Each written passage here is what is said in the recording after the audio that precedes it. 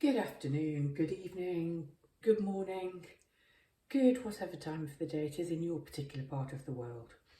And here I am again with another reading. This is such a strange reading. I don't know what to expect. I fully intended to do another reading. But when I got the decks out and started to see which cards were calling, it became quite apparent that a different reading than the one I'd intended was coming out. I'm not quite sure what I'm going to call it. It almost feels like an extension of Channeling Your Divine Diva, a reading I did a couple of weeks ago, maybe now. This is slightly different. It's channeling your divine darkness, channeling your dark diva. Simply because the cards I was drawn to using is from a deck called the Literary Witches Oracle. And the cards that you can see on the table in front of you are famous female writers who have dared to be different, who have harnessed their authentic self, their darkness, their dark creativity. They have pushed boundaries, they've broken boundaries, they have dared to be different, they have been authentic, they've broken the mould. And as I was setting this out and thinking about female literary writers and the amount of women that had to hide their creativity behind a male nom de plume, and even the fact that J.K. Rowling decided not to use her original first name and to hide behind initials, because she was told that a novel about witches written by a woman wouldn't sell, wouldn't be marketable, came to mind. So I think the intention, I think the focus of this reading, because it has to have a focus and I have to have an intention for what I want to come forth in this reading, is going to be about how we can harness, we can use our inner darkness and chaos and pain as a source of creativity and healing, and we can drive our lives forward. As I've said, it wasn't the reading that I thought I was going to film today, and it has been interrupted and interrupted, most recently by my own Queen of Darkness, Madame Persephone, who decided that she wanted to walk in and eat the food that she's refused to eat since breakfast time. And I just started to film and record, and we had nothing but slurping and chomping. So it was so early on in the reading, we just decided we would stop, we would ground, we would centre, and just start again. The cards here have absolutely no meaning or relevance. I've just used them to cover the name of these particular female writers, simply because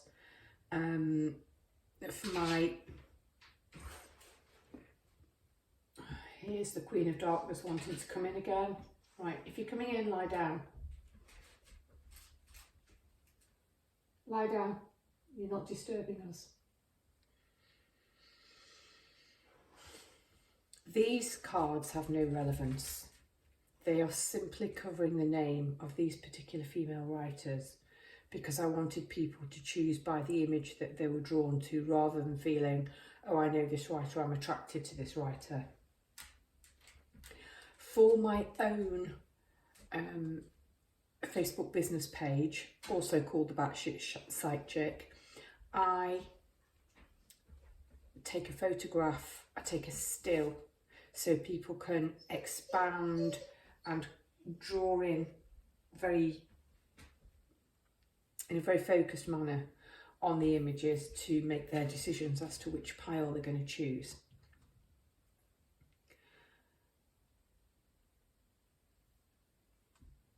As the cards are in front of me, I've got a feeling, although these were just like, what, let's just cover the names up, they might be important because that's the way this stuff works. So I might actually incorporate these cards into the reading, and that's only just occurred to me in the last few matter of seconds. So, we are channeling your dark diva. How can you use the pain, the darkness to assist you to move forward, to help you step into your power? Because it isn't all love and light and sweetness and daisies. So, we are channeling our dark diva. We are harnessing our divine darkness and our feminine creativity. I do want to say before I start reading that I know I have a relatively large, in my small pool, but a relatively large body of male followers, male watchers. And I would just like to say, harnessing your divine diva, your dark feminine energy. Doesn't matter your gender, it doesn't matter your sexual orientation, none of that matters. We all have dark, male, female, yin yang energy. I feel my collective is composed of people who will simply be able to take the metaphors and to take what they need.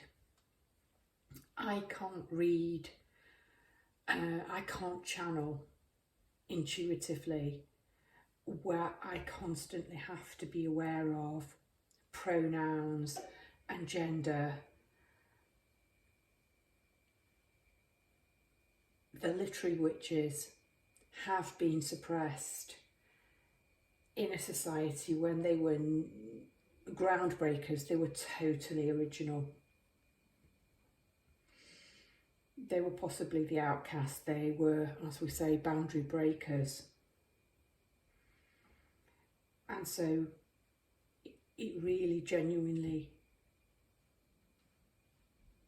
doesn't matter the gender you identify with, whether you are masculine, feminine, any mixture, any composition.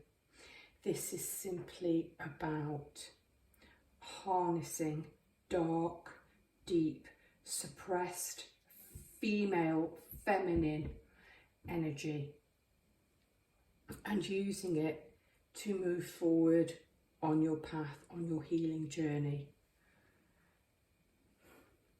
Enough said. So I'm now going to show you the cards closer. Hopefully people who've gone to my Facebook site will have chosen intuitively without seeing the name of the writer. But for this case, I'm now going to hold the cards up to the camera. So if you chose pile number 1, you have chosen, I can't even see the name, I'm so sorry, I can't even see the name. You've chosen Farhad, Farouk Farasad. She is an Iranian poetess and filmmaker. Have a good look at the image on the card. This is the card for pile 1, and she has the watchword rebellion. I've said I'm going to go incorporate this card. I don't know what it is. I'm going to shove it at the bottom like a wild card. Pile number 2, if you've chosen this card, Sandra Cisneros. She is an Mexican-American writer with the watchword the body. Then this is your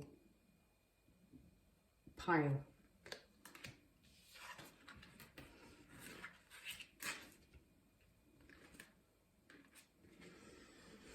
Pile number 3.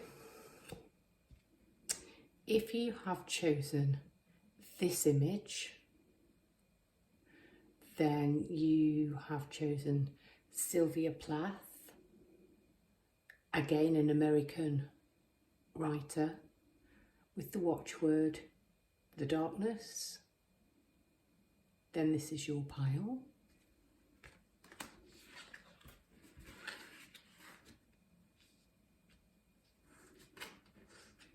And pile number 4, if you were drawn to this image, then you have chosen Anais Nin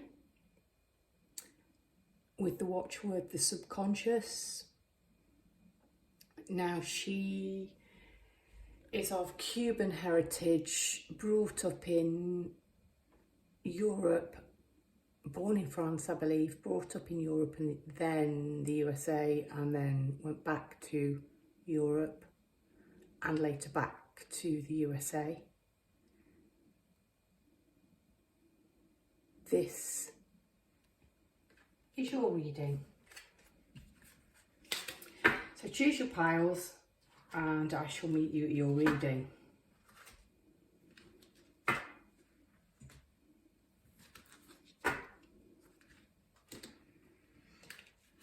Hello, pile number 1. That was a bit of a long and rambling introduction. I have been thrown off several times by various different things. And if you'd listened to the introduction, this wasn't the reading I intended to do today. But here it is.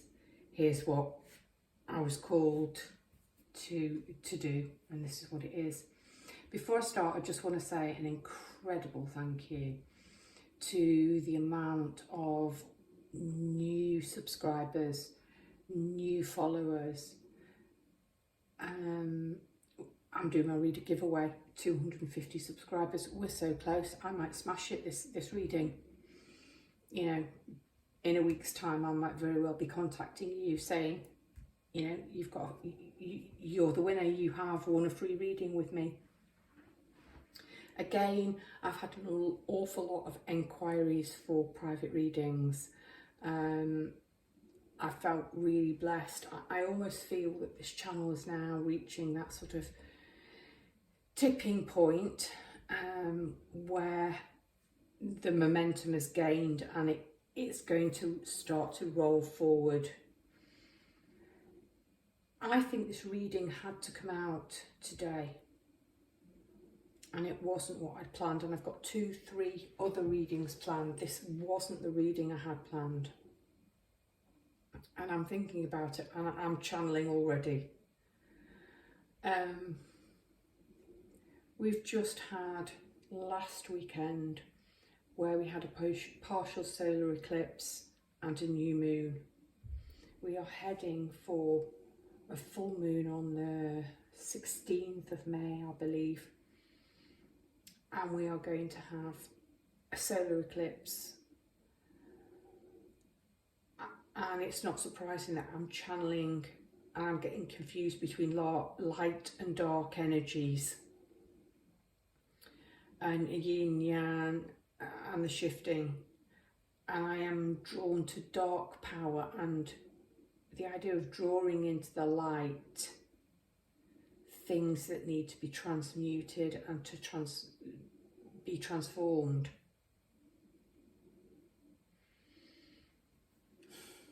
Okay, let's have a look.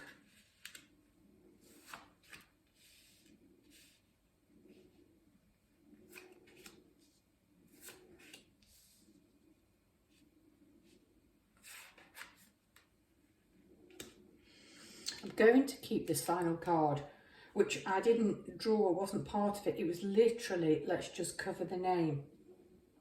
So people can draw, can just look at the image and choose intuitively.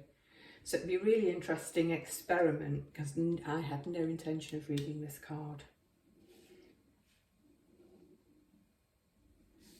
I want this down, I don't want that there. Maybe put you here. No.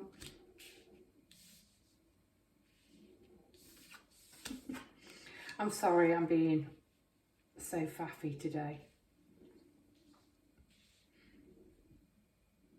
All right. The card that you were drawn to, I'm going to channel completely intuitively and tell you, first of all, what I see in the imagery, and then I'm going to tell you a little bit about the literary witch. I think in the timestamp, I think you can see the name carefully enough. But you might be drawn to find out more about these individual writers. The deck was created around a book, and I don't have the book. I am an English teacher. Literature was always my favourite part, but there are a lot of writers in this deck that I don't know and I haven't heard of. And I almost felt, should I read from them? And I thought, do you know what, I'm called to, I'm just going to look at them intuitively. Some of them I have done a little bit of research around, because this was the face-up card. But first of all, I'll channel intuitively now you've had a good look.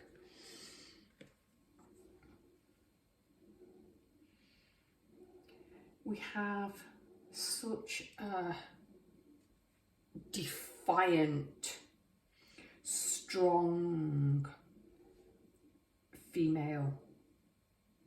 There's a curl of the upper lip, a slight face of sneering and disgust face, as she's standing partially trapped, but not really, by this really little wall with a gate. Almost looks like the mouth of a well rather than a wall or a tower or any kind of prison, because has she popped up from this or what? She's wearing all white. She's holding very gently a blackbird. Her hand is resting very gently on the top of the wall or the tower. It's all grey, it's quite gloomy and dark, as are the trees, with no leaves, but they appear to be dripping blood. We do have flowers blooming from the base of the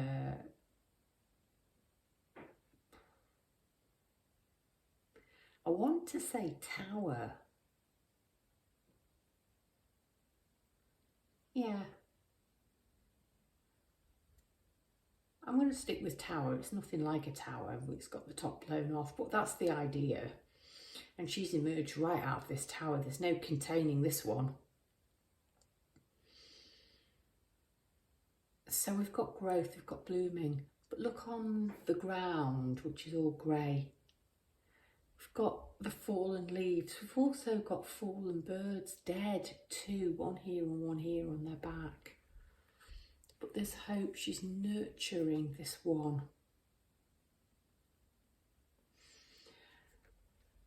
The word is rebellion. So I'll tell you a little bit that I've learned about Farouk. She was an Iranian writer. She was born in 1935. She died following a car accident in 1967 at the age of 32. Rebellion, she could not be contained. She grew up wanting to escape patriarchal control of her father. So she got married at 16 to a cousin. She gave birth to her son at 17, and within several years she divorced the father, who kept the son and vilified her to the son. She is a poet. She is a rebel. She refused to fit in and accept this patriarchal society. She became a filmmaker, and immediately she achieved global success and support. The film that she made, and the name escapes me now, was filmed on a leper colony, and she adopted a child from that leper colony. So we can see complete rebellion. This woman would not fit in. One of her really famous poems was called Sin. There is a sort of a quote about her that she was denounced as the whore, but when she wrote this poem Sin, most of the male literati wanted to step forward and announce this poem was about them. So we've got sort of the whore saint male image, and she's just rebelled against all of that, and she's just her maternal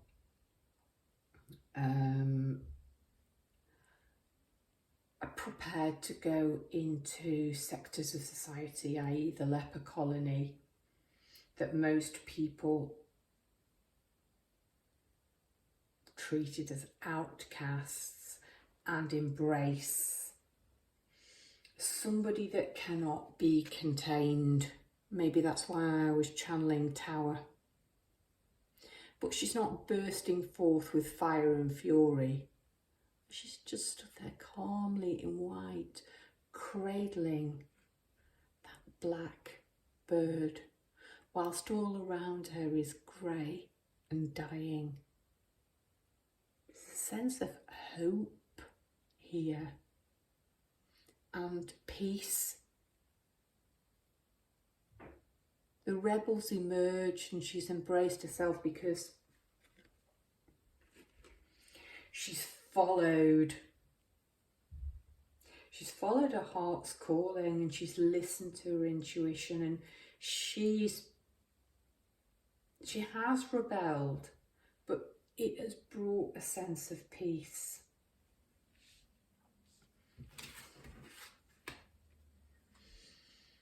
You've got the lantern,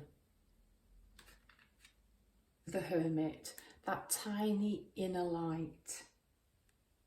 So if you are identifying, and I'm going to do what I always said to my students, oh, we don't use first names. You wouldn't dream of calling Shakespeare William or Bill, you know. But when you write about Emily Bronte, you say Emily thought this and Emily thought that. Well, actually, I'm going to personalise this. And I'm not going to say Farsad. I'm going to say Farouk. If you identify with Farouk and you've been the rebel, channeling your dark diva, there's a sense of peace, there is a sense of wholeness, there's a sense of integration here.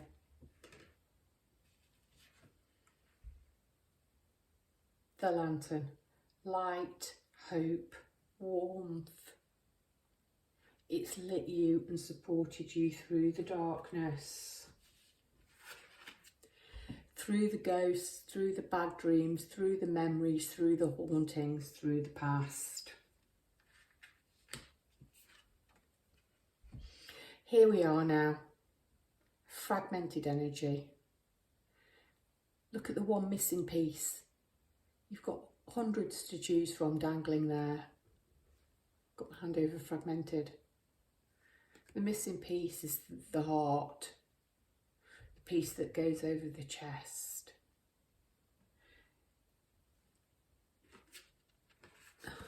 The piece that will lead to the peace that I felt that this beautiful, beautiful, brave poet is channeling.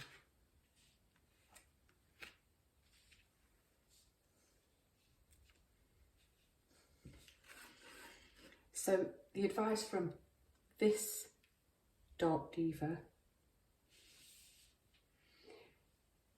is to integrate. You've done the rebellion. Okay, I'll come back to this. Look, you've done the rebellion. You've emerged victorious. You've got 6 of Wands and you can quite clearly see the laurel wreath here. You're coming back in your golden armour. You are being fated. You have triumphed. Success. Victory. You've got the 9 of Wands. So even moving on a little on the journey. You have staked your ground. You are holding on and you are fighting and you are defending that victory, which you have fought really bloody hard for. And look, your staves behind you, they're all blooming. You have this setting sun. You don't look wounded. You don't look defeated or down and out. You're a pretty proud rebel who is defending everything that you've fought for, because you can see all of the blooms on that. And almost what I'm imagining as I'm looking at those staves is people who weave from willow and they make a living hedge. What you have created, those staves you stuck in the ground,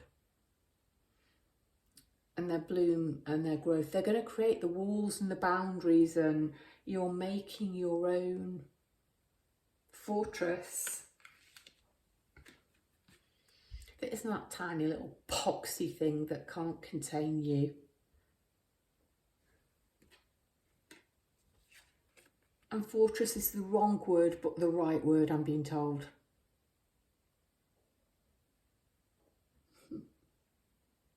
You will be open to those you want to be open to. But it's boundaries. It's not you creating your own fortress. I've been corrected. What you're creating is somewhere with your own boundaries that you choose who to let in and who choose to let out. But nobody is going to control you.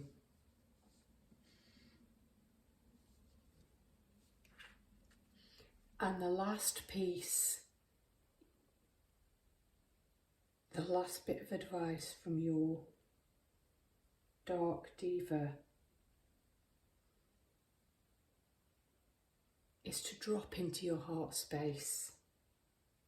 You've done the fighting, you've done the inner work, you've emerged victorious, you've created. The last piece that's missing is just self-love. Drop the rebel, drop the warrior pose, it's okay. So this is the wild card. This is the one that I just used to cover up the writer's name. Oh, it's perfect. Wings. Oh, it's just perfect. The dead birds on the floor, but you're cradling this black bird of hope. You've got your wings. It is time to get into your heart space, and it's time to soar. Go on. That is your Dark Diva reading. I hope you're considering giving it a like and a share and a subscribe. I don't even think I can do this anymore. I'm pure channeling. Pile number 2. If you chose this literary witch, then this is your reading.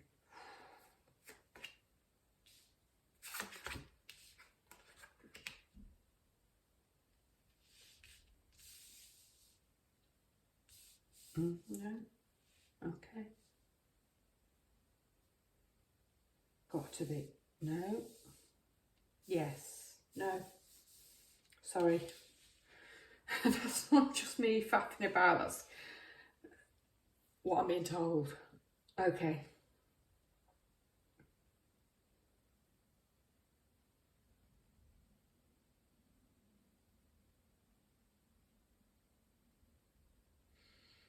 I think I'm just going to have to pause this here.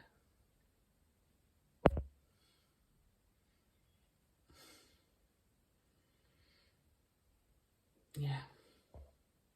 Sorry.